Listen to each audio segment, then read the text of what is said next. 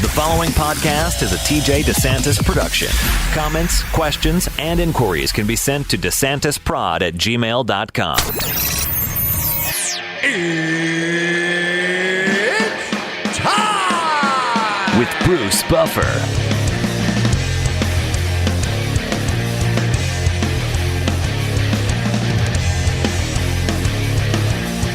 And now, it's time for the voice of mixed martial arts. We are live! It's Bruce Buffer. Bruce Buffer. From the shores of Malibu where the waves are pumping, to the Great Wall of China, and back to the streets of Las Vegas where the UFC is coming. We are live. This is It's Time Radio, the show where we talk about what you think about but may be afraid to voice. Do not worry. We will voice it for you. We talk about everything on It's Time. Sex, drugs, rock and roll, movie, film, TV, politics, Trump, Biden, you name it, COVID-19, we talk about it. But right today, we have a very special guest, and all I want to focus on is the great sport of mixed martial arts, the great sport of the UFC. And now let's bring on our special guest with my host, TJ Desantis. How are you, TJ? Again, don't worry about me. All right, well, don't worry about me. You got one of the greatest of all time on the line. You want to say hi to me. Forget me. And now, it's time to bring on the former WEC Bantamweight Champion, the former UFC Bantamweight Champion, and the future UFC Champion, none other than Dominick, the Dominator Cruz. Hi, Dominick. How are you? I'm having PTSD like I'm back in the octagon right now. That's okay. That's my job, is to keep you enhanced whether you're in or out of the octagon. Dom, you're handsome as heck, and you're still handsome as heck. How you feel? Oh, well, thanks, Bruce. Takes one to know one. I feel good. I'm a little swollen here and there, but nothing crazy. You left one of the titles off of Dominick's resume, and that's he's my favorite color commentator in the UFC. There you go. Let's vote for that this year because they keep giving it to DC for some reason. I don't know what people are thinking. Everybody loves heavyweights, Dom. Like, what do you? It's an agenda. It's a bias. What are you going to do?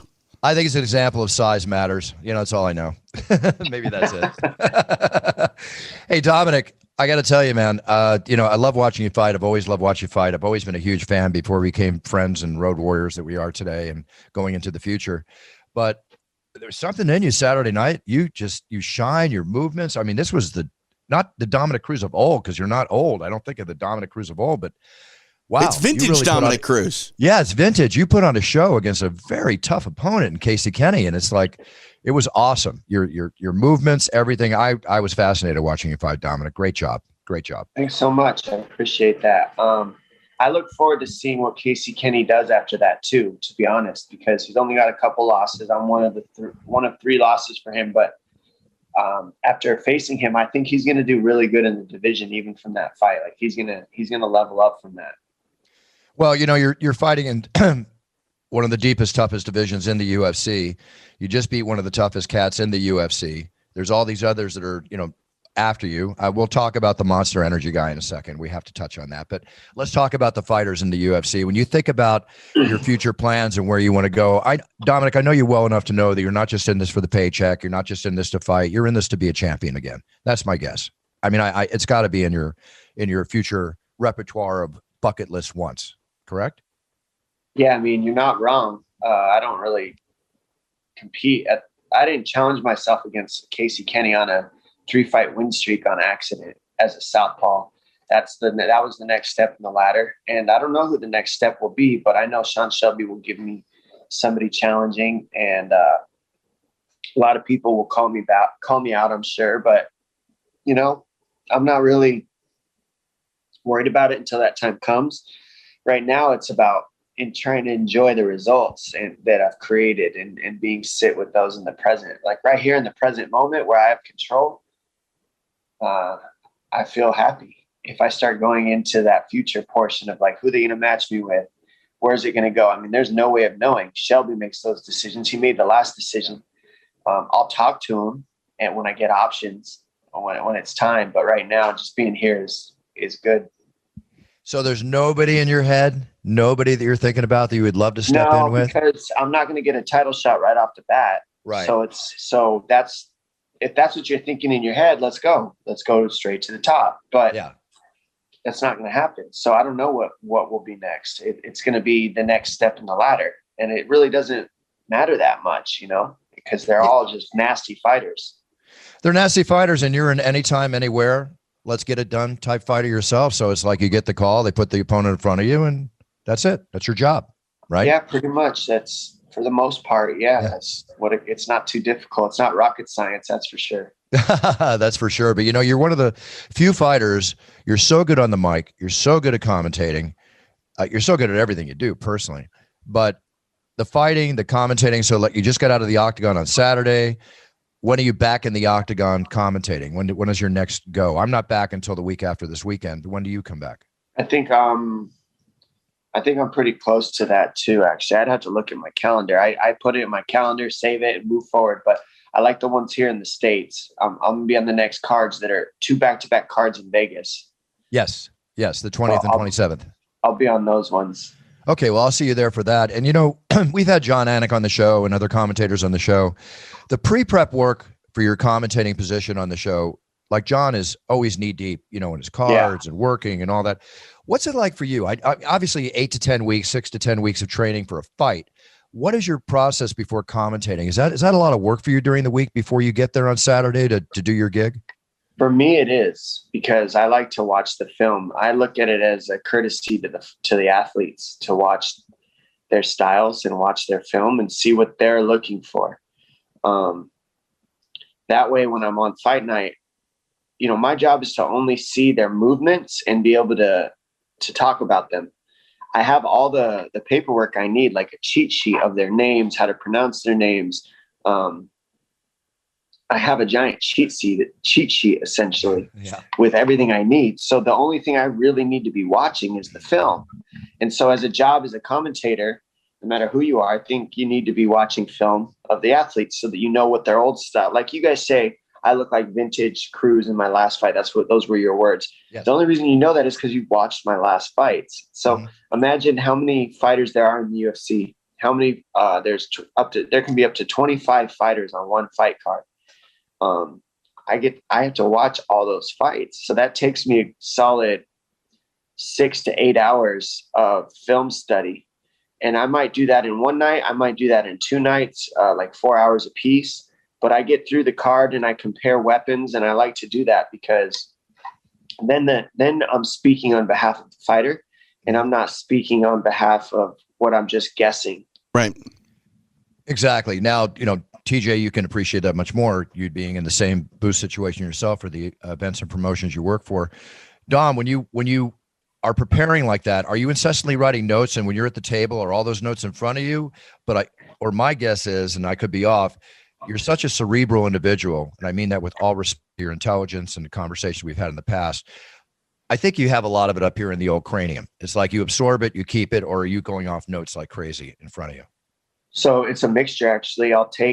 Like I said, I'll watch the film and then I'll write down their weapons and look at them like a puzzle piece. So like, let's say Stipe's best weapon is a right hand. And DC's best weapon is an uppercut. My job is this is just a hypothetical, by the way. Yeah. My job is to see, all right, how many fights has Stipe landed the right hand? And where does he look for it the most in fights? Like what positions? And then where does DC land his uppercut the most? And in what positions does he land it? And when you look at those two throughout their other fights, I look for similar styles that remind me of Stipe if I'm watching DC. And I look for similar styles that Stipe's fought that remind me of DC. And then I try to see how they use their weapon. And then I fit them together and say, oh, DC's not going to be, he never is there for the right hand. The reason why is he leans to the weak side. So he's there for a kick, but a right hand he dodges. So actually, if you're Stipe, you're going to want a right high kick as a weapon more than a right hand. But stylistically, he doesn't really use that right high kick. So I see DC winning the exchange of battles between those two weapons. That's basically like how I would do it. And I would just write down their weapons and then watch the film. And then the film vision stays in my brain and the weapon's there. And then I can call it before it happens or during. You know what I appreciate about Dom, Bruce, more than anything is he goes through that prep and that research and retains it and articulates it in a manner that other people just don't. But the thing that I like most about Dom is he doesn't really need to do that. Like, he's Dominick Cruz. He's a former champion, could be a future champion. He's a personality in himself. He can just sit there and observe. But the fact that he does that prep work and then utilizes it for his analysis, I mean, that's just an attention to detail that I feel the way he does it, it's different than other analysts. And no disrespect to them, I just prefer Dominick Cruz. Well, I think the difference, and it's a very nice thing you said there because I totally agree with you. He's a fighter. He's a championship fighter. And again, he's a cerebral fighter, so he's going to see through all that. And Dominic, with the way that you explain that, now let's take a turn of the coin here. You're watching your own division, that excellent fight between Piotr Jan and Aljamain Sterling that ended in the DQ. As you're watching and commentating that at the same time, I would venture to guess you're thinking about how you could beat either one of them, watching them fight, because these are obviously two people that potentially are on your game board for the future. How did you feel about that fight, and how did you feel about the DQ? Well, I mean, it was an illegal shot, and part of your job as a fighter is to be, or as a champion, is to be the standard for the rules. Right. In my opinion, that's my opinion. I agree. And so if you break the rules, then you could be a standard for, you can also choose to be a standard for responsibility. I broke the rules. Yeah. So I lost the fight. So that's also the job of a champion, I believe, is to be ultimately responsible the best you can in your situations. Now, that said, the circumstances of a fight, 4 rounds, you're exhausted, you throw the knee, did he mean to, did he not? That's all via interpretation by us. None of that's a fact until Jan decides to speak up on it, right? So I'm not going to sit here and give my interpretation, because what's the point of that? It's not even factual. He's got his own thing that was going on in his head, and I'm sure when he decides to talk on it, he will. And then we can use that as the fact rather than me making up something that I think we all saw. As for Sterling, that's the worst way you want to win a title. So he's naturally not happy, but it's not his fault either. Nope. So give the guy a break. Yep. Like, geez, you're just in there fighting, and somebody lands something illegal. There's a reason it's illegal. You don't expect it to be thrown. I'm curious, Dom, do you feel that should be illegal? Because, I mean, little bit of history. I don't know if everybody knows this, but for the longest time, knees to the head of a downed opponent were legal. From 1993 to about fall of 2000, you could do that. Then Gan McGee needs some guy who should have been in the cage with him in New Jersey, and essentially the rule was created. My concern is that a position shouldn't be a defense, and Aljamain Sterling wasn't defending that knee because he didn't think that he was going to get hit with it. Do you think we should allow knees to the head of a downed opponent? That's a different sport. There's other sports that have that. There's, we had Pride where you can stomp the head too, remember? Right. So you can go to other sports that have those rules, and that's okay. In wrestling, you've got freestyle wrestling, you've got Greco-Roman wrestling, you've got collegiate wrestling. All 3 styles have different rules. So if I'm not good at Greco, then I can wrestle freestyle. If I'm not good at freestyle, then I can wrestle collegiate. I can hop over. We have the same options in mixed martial arts. UFC happens to hold these rules. If you don't like those rules, then go to another organization. It's okay. Nobody's mad at you for that. But in the UFC, I guess would be the question, should the UFC bring on the rule of kneeing a downed opponent? It's up to them. Now, you got to look deeper. Are we on the biggest network television in the history of the sport? ESPN, yes or no? Yes. How do we get to mainstream television where we get the most views in the world, where the most people want to watch? I don't know if kneeing a downed opponent is the way to succeed in that. I don't know if that being the approach is what people at the most beginner level of watching fights are going to be okay with watching. So you got to remember too that this sport and the UFC built this sport with the rules that they built so that the most mass quantities of people can watch it and not get too squeamish, because it's already essentially a death match. So how do you keep the water line so that most people will tune in? Most people will like to tune in, grandmas, mothers, children, and still have the full truth of the sport. I think that the UFC's done that with the rules that they've created. I think it's very well put, and I absolutely agree with you fully. And if you bring back the knees to the head, you might as well bring back the head butts, which I used to love watching, in the old days too. That's a bit hyperbolic. Yeah, I don't Maybe, know. That's a little the next level. A little too much. but I hear where you're going, and it's like, I'm not mad at that. If you bring back kneeing a down opponent, I'm never there. Like, I'm not sitting there waiting. You shouldn't be there. I don't think you should be there. Aljamain Sterling was there because he knew he wasn't going to get kneed. He was using the position as a defense. I agree with all that. You're right. Fact. It's a fact. And I don't believe that that's a good game plan. But he was keeping a crazy pace in the first few rounds, and Jan was staying very composed and doing everything right. So he really had no choice but to use that position as a weapon at that moment in the fight either. Jan was winning. So who am I to judge? The dude's trying to get through the fight, and he's using the rules as he should. Yep. You think they should roll it back as quickly as possible? I do. Yeah. You have to remake that fight. You have to. You can't have Aljamain Sterling defend that title in the fashion that he won. I understand that those are the rules, and Jan screwed up. But if Aljo were to fight Henry Cejudo or something like that, to me it bastardizes the title. Like, how can you defend that title in consideration to how you won it? Well, I agree. Henry even being in the conversation isn't even real because the dude retired. I know. It was weird. What did you think when he showed up and did that weird stare down with Aljo? That was weird. Everything of him is weird. He's a weird little guy. You know what I mean? He's just weird. So what he's doing is sitting on the sidelines, running his mouth, not putting anything on the table. Like, if you want to do this, get back in the lineup. Don't sit out and wait for a safe zone to come in when a matchup fits your profile, like your Jake Paul. Is that what you think it is, Dominic? Yes. He's waiting for the right matchup to come in and say, oh, this is the guy. Because, look at Sterling. He wrestles a lot. He's not a strike-heavy guy. So what is Henry thinking? Like, oh, I can stop his wrestling, and now he's got to strike with me. That fits my realm. I think a Peter Yan beats the brakes off of Henry Cejudo. And I think he knows that, and I don't want that guy. So I think by leaving the division and retiring and still running your mouth, are you retired? Because media is still giving you the pump. It's like, why are we doing this? Like, this guy said, I'm retired. Like, ignore him. He's not really putting anything on the line. What has he got to put on the line to run his mouth?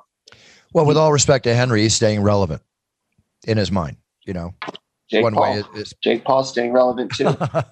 Just by, you know what I mean? That's the game. That's the game that's going on right now with him. Hey, he's got a big fight in April. The thriller that they're putting on. Jake Paul, at least he's fighting. At least he's got something he's putting his name on the line. This dude's sitting on the outside with nothing on the line talking. Well, we'll see. I mean, who makes the decision? Does Sean Shelby call him and say, hey, I want you to fight? Or does Henry call Sean Shelby and say, hey, I want to fight? I mean, but at this point, is anybody interested? You know what I mean? Like, he can't come back and fight for a title right now, not with Aljamain and Peter Yan having this. I don't think so. I think there's too many guys. You got Sandhagen's been looking amazing. Right.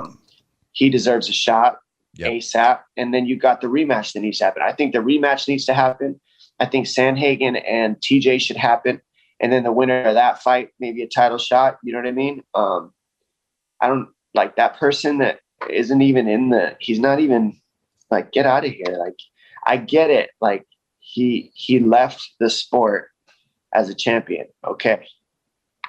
You left the sport though. I mean, Dominic's right. For all intents and purposes, Henry Cejudo's not a UFC fighter right now. He's out. He's retired. Well, he retired, so he's not until he's back in. Right. That's what we're saying. Hey, when you're back in and when you got something on the line, talk. Let's talk about him. But till then, like, what are we talking? It's all hypothetics. Like, then let's stop talking about it. Right? And that's why I love Dominick Cruz. He doesn't mince words. I mean, never. Dom, when you have an opinion that differs from the other analyst or even the play-by-play guy, that's what I like about you. Like, I don't think you're rude about it, but you never backpedal and you're honest. Do you ever get feedback, or do you ever get anyone saying like, "Man, you kind of killed me there"? You're brutally honest at times. You mean like my broadcast crew? Just from anybody, just like. Oh, well, the fans are going to look at that as like arrogant or whatever. Sometimes you don't know it all. And it's like, I don't think I know it all. But right. What I do know is the film that I watch prepares me to stand my ground. If I didn't watch film, I might be a little unsure. And then maybe go, but I'll never make my broadcast team wrong. I'm in cooperation with 100%. them. So the way I look at it is, I hear that you see it that way. Is there a possibility that this could be happening too? And right. I think that supports the listeners, that supports the viewers. Yep. You got two things to choose from. And that's what I like about Dom. Like I said, like he does it in a fashion where if he is a dissenting opinion, it provides clarity or another alternative to what someone else is saying. And I feel like there are a lot of times where people don't share their opinions because maybe they're not as confident in them. But when you hear the prep that Dom does, clearly he knows what he's talking about. It all falls down to perception as reality for everybody, and Dom is the first one to speak his mind and speak it directly and straight to the point. Point A to point B, straight line. There's no going around in a circle with Dom. Honestly, though, Dom, keep it up, man. You're my favorite commentator, and I'm obsessed with broadcasting, so you're doing a great job. TJ, thank you. I appreciate the kind words. Nice compliment from TJ. Absolutely nice compliment from TJ, no question. A couple other things before I go into the subject, before I let you go, or you have to go. I'm sorry, Dom. Amanda Nunes, I mean, what can you say? Sealed her position still as the GOAT in the women's division. I mean, there's really not much more I think that could be said for that. Not saying anything bad about Megan Anderson whatsoever. I just worry about the division, Buff. I worry about Megan apparently is no longer under UFC contract. If Amanda doesn't want to continue at 45, I mean, we might see the featherweight division go by the wayside. God, I hope that's not really a division, is it? Like, not really. Not really, yeah. Let's make a 140-pound division and then create a champion for it that nobody is there to fight anybody. I mean, it was there obviously because of Cyborg, and then obviously Cyborg's gone. Felicia Spencer's incredibly talented, but she already went 5 rounds with Amanda. Megan is talented, but she's already fought and lost to Felicia. All you got to do is look at how long did it take them to make that division for Cyborg? Right. Long time. I mean, a decade. Years. I mean, this was a long time. Years and years and years and years and years. Yep. And why? Because there's no competition. There's not a lot of women at that weight class. There's just not. So she's good in a weight class where there's not a lot of people. It's like when you go to a wrestling meet and you got one person in your bracket, you can be a state champion, but I mean, you only competed against one person. Exactly. And, moving on to that, we go into the light heavyweight division. Here's a situation with Adesanya moving up from middleweight to fight Juan Błachowicz. And, what can you say? Do you think that Israel should continue and fight light heavyweight or just stay in middleweight and just dominate? No, stay in middleweight. He learned, he did great. He proved how amazing he is. Like to move up a weight class like that, go 5 rounds with the champion. Yeah. That's not a loss. That's a win. That's a learn. Yep. That's rounds in the book. That's an opportunity. And he handled it well, like everything from the loss to the lead up to the fight. I mean, there's not 1 ounce of loss in what just happened out of Adesanya. I agree. Win. He'll be better. He'll be better for having that fight, but I think his future's at 85 for sure.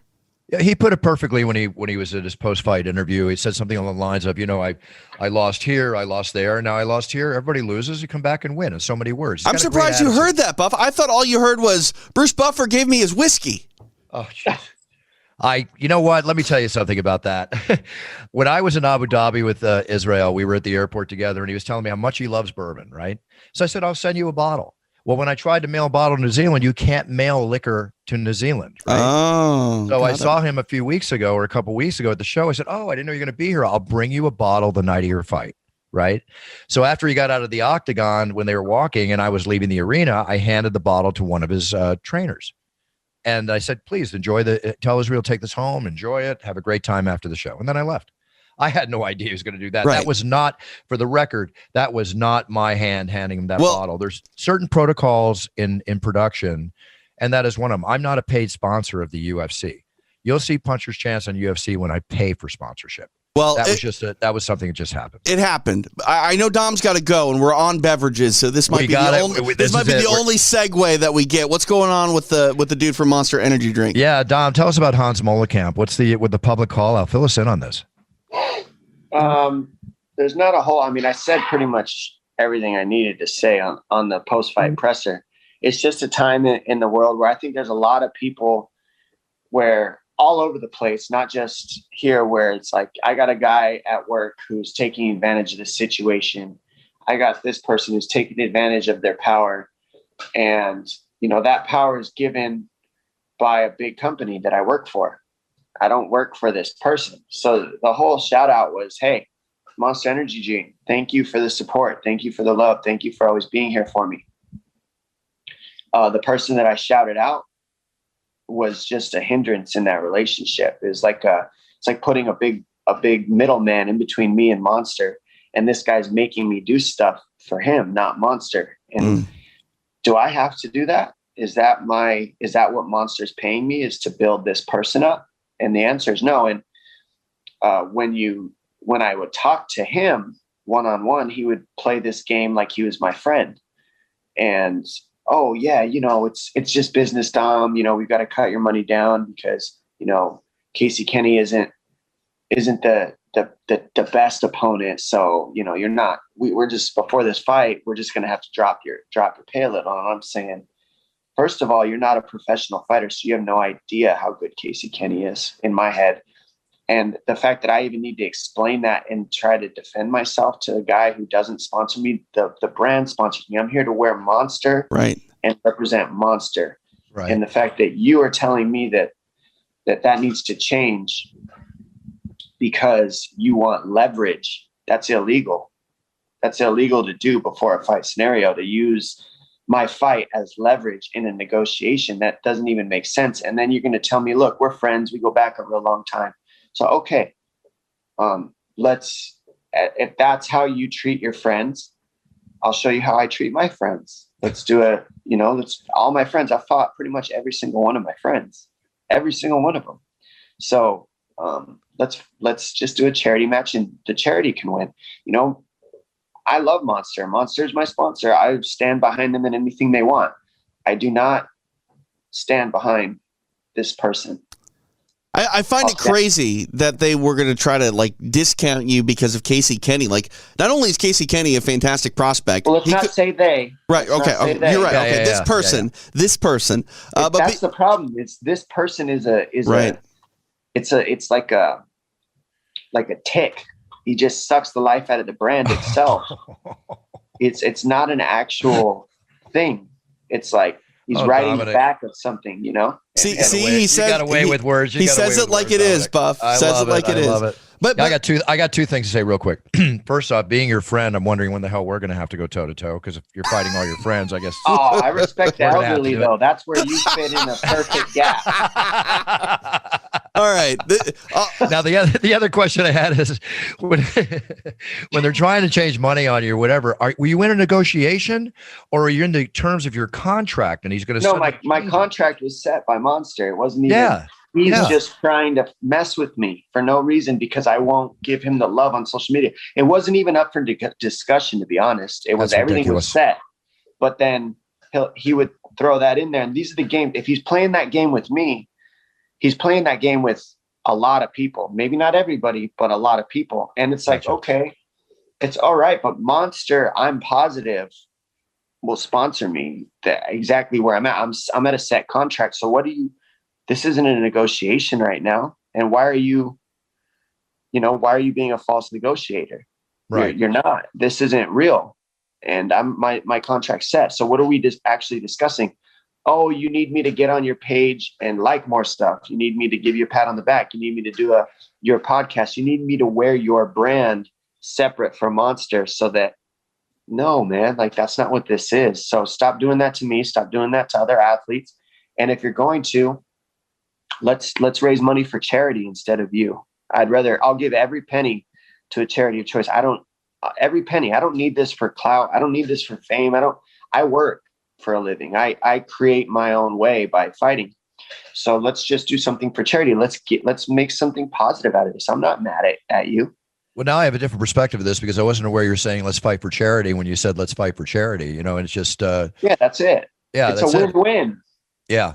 Yeah. He doesn't like me, obviously, right? So here's a question. Since Saturday night, has he spoken about this? Has he called you? Has he retorted at all?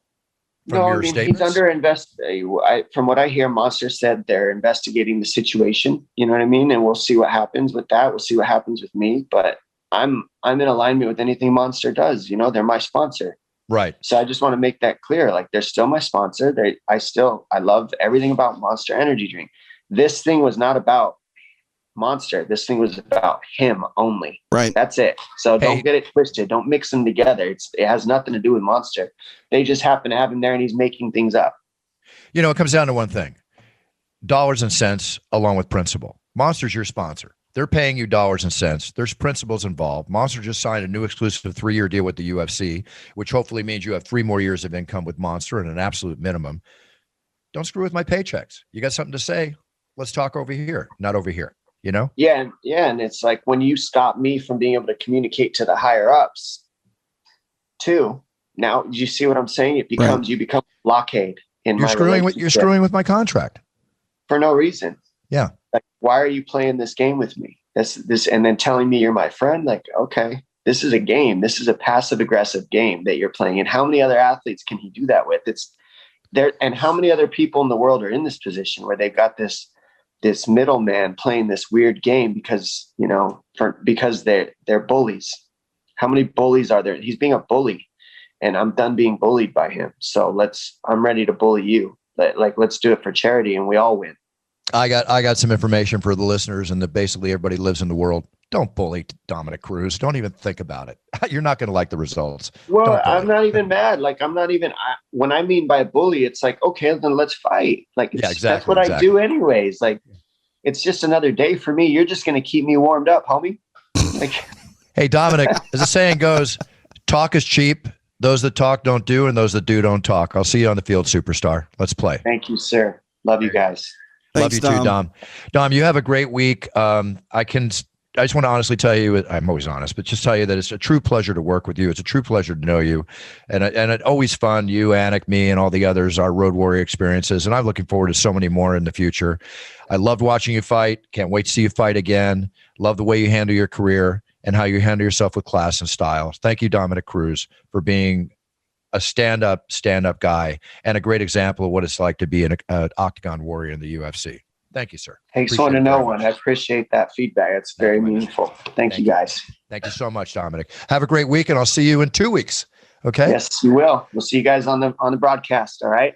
All right, Dom. Take care, buddy. Big cheers. Boy. One of the greatest inside the octagon and outside of the octagon. Absolutely. And when I say cerebral fighter, I know you know what I mean. I know the audience knows what I mean, but I just want to state what I mean. He's a thinking man's fighter. Right? The conversations I have with Dominick about life and the world, much less about fighting and the octagon. Right. Yeah. Never ceases to amaze me how interesting he is. Well, there are many layers to his onion. Obviously, we talk a lot about fighting with Dom, but if you get a chance to speak with him about just life outside of that arena, I mean, he can talk about anything. He's a ninja, like in martial arts, a ninja is able to deal with like all physical challenges.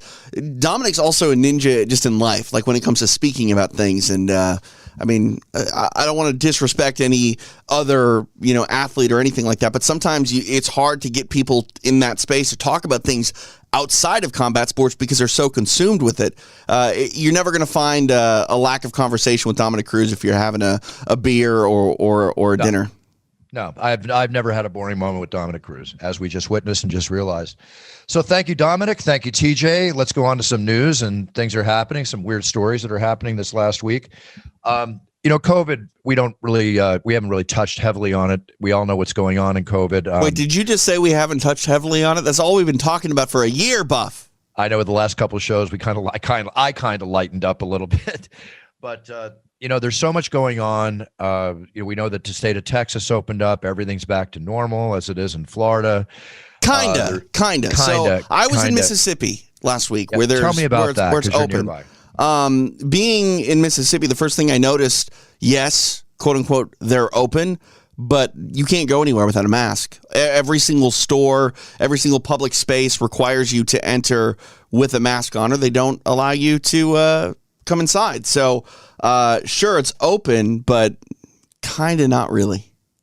Well, that's kind of not really, but in Texas, the mask mandate has been dropped. Yeah, in Mississippi, the mask mandate has been dropped, but business is allowing you to come in without a mask. And so that's an individual choice, like we have the right to serve whoever we want. Correct, but my point is this, is with the way that America is as litigious as it is, there is no way in hell that any public space is going to allow you to come in without a mask because they're afraid of getting sued. I went to multiple stores, multiple restaurants, 100% yes, they're open. There's no capacity limits, but you have to wear a mask. Here's the way I feel about it. If I go there for any kind of appearance, UFC, otherwise, whatever, Texas or Florida, open or not, I'm going to enjoy my quarantine. I'm going to enjoy my hotel room. I'm going to treat it the same way I treat it when I'm in Vegas until further notice. And that's what I'm saying. For the most part, yeah. Like, again, they're open, but it's no different than anywhere else at this point.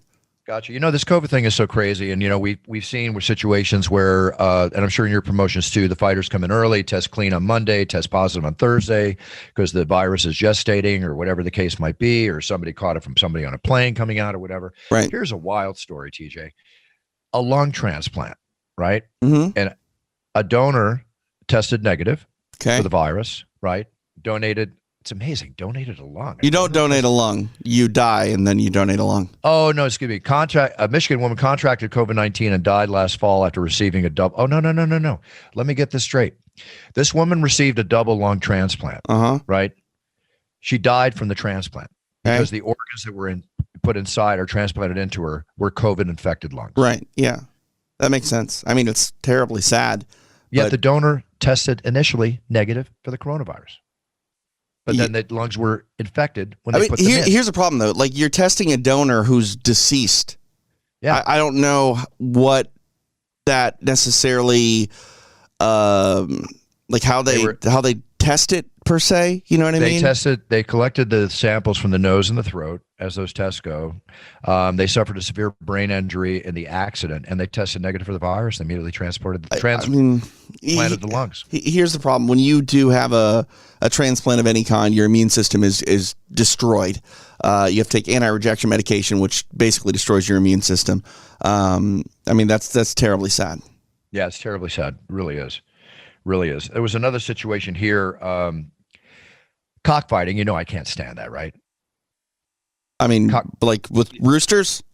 Yes, with roosters and, you know. Well, I mean, when I hear cockfighting, like I just go back to 1994, 95 and hear Senator John McCain say human cockfighting. So. Oh, geez. I'm sorry. Well, that's what he actually was, comparing it to. Right. Yeah. So don't get your mind out of the gutter, Bruce. I wasn't thinking like that. I didn't say anything. I didn't say I was just reacting to your reaction.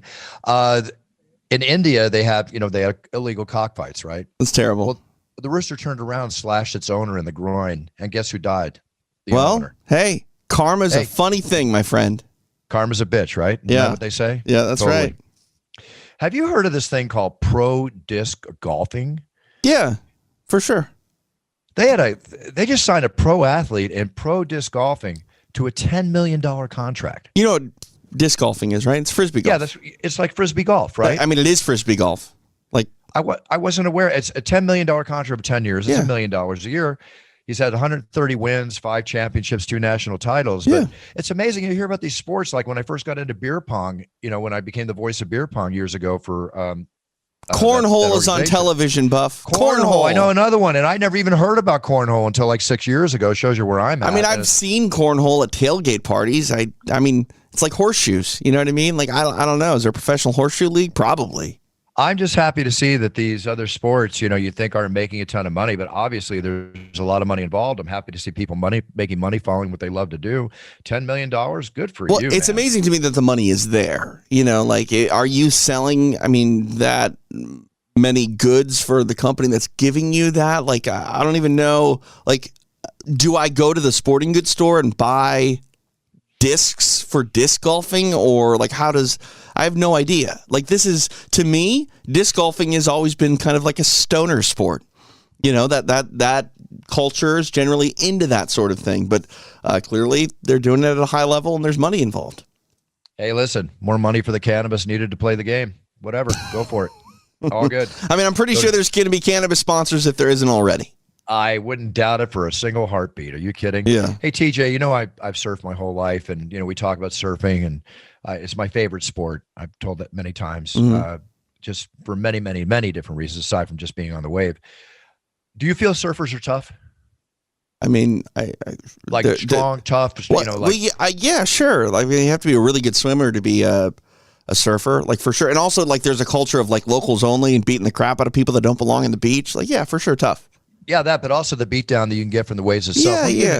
Let me get an example of it. It's not for the faint of heart. You can die surfing. And I'm not even talking about just, like, drowning because you don't know how to swim. Like, waves will crush and destroy you if you don't take care of yourself. The closest I ever came to death was surfing. I think I told the story on the show many years ago. I won't go into it now, but the closest I ever came to death in my life was in 1982 surfing. And the waves are treacherous. You know, depending where you're at, you know, I was in a rocky area. I'll tell that story another time. Let me go into this story. Jaws is one of the biggest, fiercest breaks in Hawaii. And the surfer, Billy Kemper. Okay, here's an example of a thing. He got knocked down by the wave. Here's what happened. He got sucked into the mouth of the wave, which happens. And then you're just like in a funnel and you're moving with the wave. Then it slammed him onto a rock. It knocked him unconscious. It collapsed his lung. His pelvis was broken down the middle. Oh, my God. His knee had to be reconstructed. And that's only a few of the injuries. How did he live? Received. How did he live? He lived. He's ready to get back in the water. He's a 4-time Jaws event winner. Once a surfer, always a surfer. Once a fighter, always a fighter. Once an astronaut, always an astronaut. They'll all go back in and get back in the game. That's crazy. That list of injuries. There was another guy. You ever hear of Jerry Lopez, the famous surfer, one of the most famous surfers of all time? This is going back my generation. Pipeline master, pipeline god. He came down on pipeline, and if you've ever been to pipeline, literally you're surfing in it, sometimes a foot to 2 or 3 feet of water. Oh, wow. There's caves and reef beds and everything, and that's why the wave, when the wave breaks like this, is because it's hitting bottom, which causes the wave to go like that. Right. Okay, big waves that don't go like that are usually falling in deeper water. As the wave rolls in, it hits the bottom, which causes the wave to break. Well, what happened is he took off on the wave. Pipeline's known for these treacherous, amazing tube rides where you're inside the tube. He fell down, the nose of the board went up his anus, pierced him, and he wound up having to wear a bag for a while. How's that for a recovery? Isn't that crazy? No, thank you. Surfers are tough individuals, tough sport, beautiful sport. Just got to give credit to my fellow surfers who I respect so much. That's crazy. Ouch. Crazy stuff. No, thank you. I'll stick to body surfing. Yeah, well, even then, you know, you can still get hurt in body surfing. Yeah, but not like that. Go down to, what's that break in Newport Beach? Famous break, body surfing break. People try to surf it. There's guys that are on wheelchairs that have been seen on the beach where it says on the back, it happened here. God, what's that break? I can't believe it. I'm brain farting right now. It'll come to me in a second. Body surfing can be very dangerous. All about where you're doing it, where the break is that you're in the Maybe my joke was too subtle. You talked about a board going up someone's behind. Yeah, I know. I got you. I'll stick to body. Yeah, enjoy the body surfing. Enjoy the body surfing. Let's get into some collectibles as we're doing on the show before we sign off today. Rare Kobe Bryant rookie card just sold for nearly $1.8 million. Kobe Bryant's rookie card. Crazy again. Angelique Jolie, collector of art. She just sold a record, Smash It Auto record. I can't get it up on my screen here. A rare Winston Churchill painting by Winston Churchill, you know, the famous Prime Minister of England. He painted himself? I'm not sure what the painting was, but it sold for $11 million. Oh, wow. Yeah. All right. It doesn't show what she paid for it. I'd be interested to know what she paid for it. Have you heard of these NFT digital collectibles that are happening now? So I've heard about them, but I don't quite understand them. Well, I would tell you that I don't quite understand them either, although I just signed a deal where they're making one for me, and I just advertised it on Monday, and I guess I'll learn as I go along. But this is like all these sports cards and everything that we talk about, that we trade back and forth and collect. Now they're becoming digital online. How are they not replicated and duplicated? You know what I mean? Like that's what's hard for me to wrap my head around. there's exclusive digital rights involved, but people are willing to pay millions for it. Like Jack Dorsey, who's the Twitter guy. He's selling his very first tweet. Yeah, I saw that. For $2.5 million, and I'm like, who the heck's going to pay that? Somebody. And then I'm told the ones of me that they're going to sell to be ready for whatever happens, and I'm like, I don't know what's going to happen. I'm learning as I go along, TJ, but all I'm hearing about is 2 million here, 1 million here, guys making hundreds of thousands. I mean, Logan Paul, like 3 million in one day. I'm never going to get upset about, a commerce being created that way. Like, that's great, but I still don't understand it. I don't understand it either. It's a new form of collecting in this new age that we live in with social media and everything digital and online. So I guess they're just adapting to what it is, and it's working. So let's keep track of this. We're going to have to talk more about this as time goes on. This is another collectible that's coming in. I'm going to give you an example of a few items that just went. Jackie Robinson, his 1952 rookie card, and PSA 9 just sold for $984,000. Wow. 51 Bowman Mickey Mantle rookie card in PSA 8, $615,000. The great Roberto Clemente 1955 Topps rookie card in PSA 9 sold for $1.1 million. All of these cards were in somebody's bicycle spokes at one point. You know what I mean? Like somebody destroyed something that could have been sold for hundreds of thousands of dollars just because they were a kid at that time. Exactly. Oh my, what? What happened? I had the whole Star collection of cards. I got to find it. It says here an 84-85 Star 101 Michael Jordan rookie card in PSA 8 just sold for $162,000.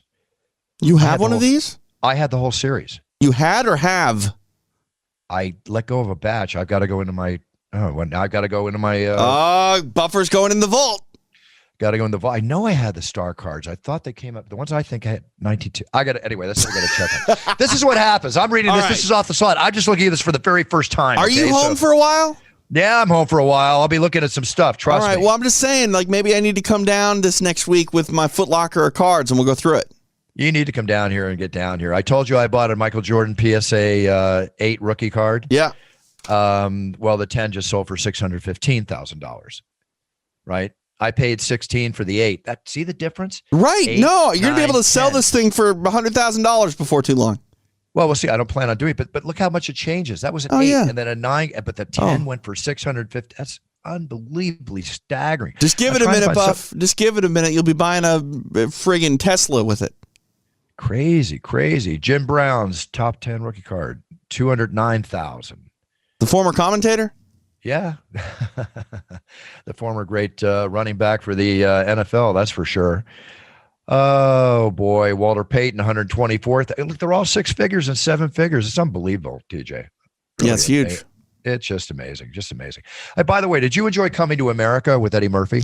I was a little bit young when it came out. I remember watching it. I don't remember much of the film. I plan on watching the sequel, but I got to go back and watch the first one first. Well, that's what I want to say. The sequel's coming out. The first one was hilarious. Obviously, sequel's out. It's out right now. Oh, it's out? Mm-hmm. It's out? Yeah, so Amazon Prime. Okay, I'm going to watch it probably tonight then. I want to watch it and laugh. There you go. Sounds really cool. TJ, what's up? Anything happening for your week? No, nothing too crazy. So, yeah, that's it. I'll be live on Fight Pass again immediately following the card coming up Saturday night. Hopefully people will check that out. But I don't know. I kind of think I need to grab this Foot Locker and bring it down to Casa de Buffer. Yeah, I told you we'll go through it. I'll be happy to. I'm excited about doing that. Well, we've got a good show happening here. Let's see on Saturday. What do we have? UFC 66. It's not UFC 66. I promise you that. No, it's not UFC 66, but it's ESPN. That's what we call it, ESPN 66. Let's see the card. Go over this real quick. Yada, yada, yada. Leon Edwards. Yep. Leon Edwards is back. I saw him before I left Sunday. And, Bilal Muhammad and Leon Edwards. I like that fight. It's an interesting fight. Leon Edwards has kind of been on the outside looking in when it comes to this welterweight picture. Bilal Muhammad, can't deny this kid. He's been doing pretty much amazing things for a long while now. So it's a good fight. It's a fight that I don't think if you would have told me a year ago it would have been a main event, I would have said, well, probably not a main event, but it very much is a main event, and I'm excited for it. Yeah, I'm excited for it too. There's a bunch of good fights in the card, and they're bringing back the fight that we lost previously, Angela Hill and Ashley Yoder. Yeah, we'll go at it. So looking forward to that. Always like watching Angela fight. I will not be in the octagon on Saturday. I will be back on the 20th and the 27th. Excited to get back in. But last week, TJ, a very interesting night, to say the least.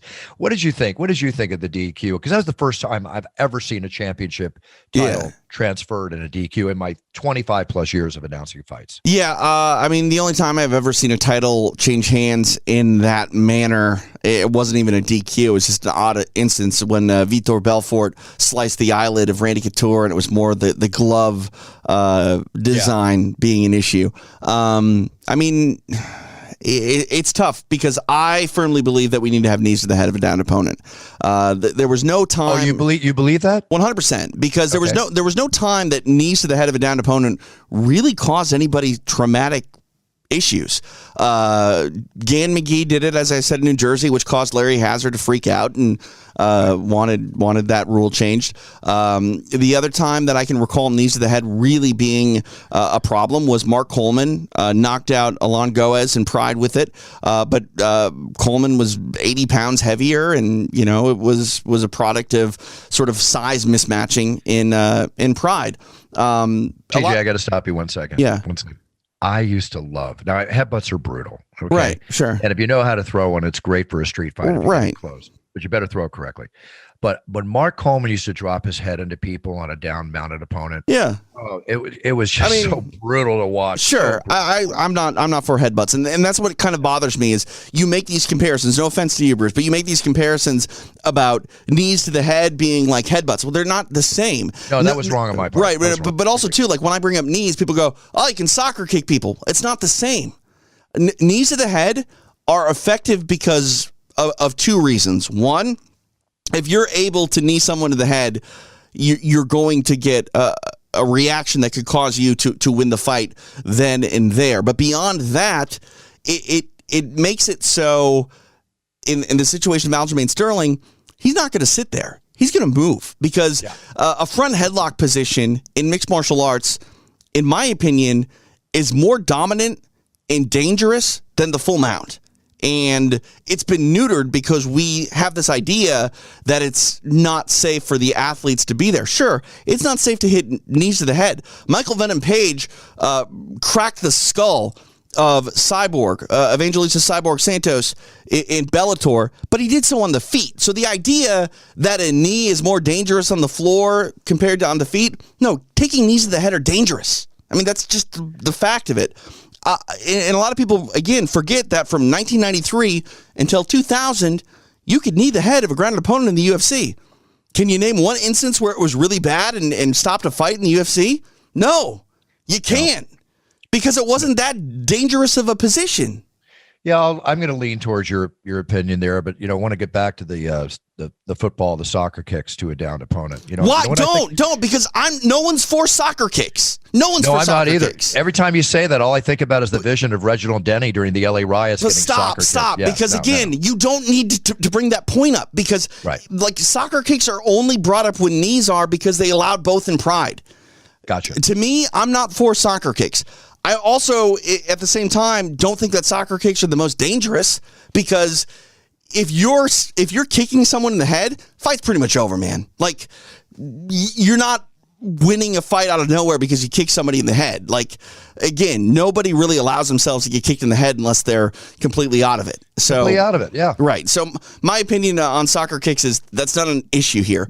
Every time I bring up knees to the head of a downed opponent, everybody wants to bring up headbutts. Everybody wants to bring up soccer kicks. It's like, no, guys. I guess I'm like everybody with the headbutts. You are. You're part of the problem. Like, again... Oh my God, I have a problem. Knees to the head, Bruce, are not that big of a deal. No, I'm already. Listen, I already bent on that. I'm not a. But you still want to bring up soccer kicks, which drives me crazy. It just came out, and obviously it's a light or sensitive subject with you. There are two rules that I need to get rid of in MMA. One, John McCarthy said this a billion times. There's no such thing as a 12-6 elbow. There's always some sort of arc to it. We don't need to worry about that. Get rid of the 12-6 elbow rule, and then get rid of the knees of the head of a ground opponent. Because here's my thing. More than anything, Aljamain Sterling didn't defend a knee because he knew he couldn't lose a fight. by getting knee to the head and the floor. However, it doesn't mean that you're not going to get knee to the head on the floor. And that's an issue. If a fighter thinks that they're safe and they don't defend something that is counterintuitive to what we're doing in a fight, and that needs to go by the wayside. I'm with you because I feel like I just got 2 knees from you to the head for this conversation, and I'm. Well, were you standing or were you on the floor? That's the question. I'm sitting. I'm sitting, taking knees to the head. So fight's over. Well, technically, you only got 2 feet on the floor, so you're not a grounded opponent.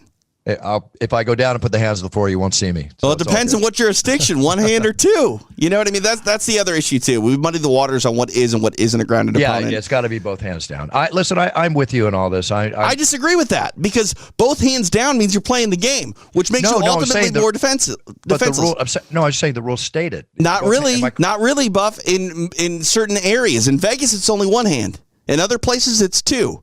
So this gets back to the same thing we discussed before. As I talk about the federal rules, it's got to be universal. 100%. I mean, we like. I hate when Anik, and it's not John's fault, but I hate when Anik gets on the mic at the beginning of every show and goes, "We're following the old unified rules." Well, if there are multiple unified rules, they're not unified.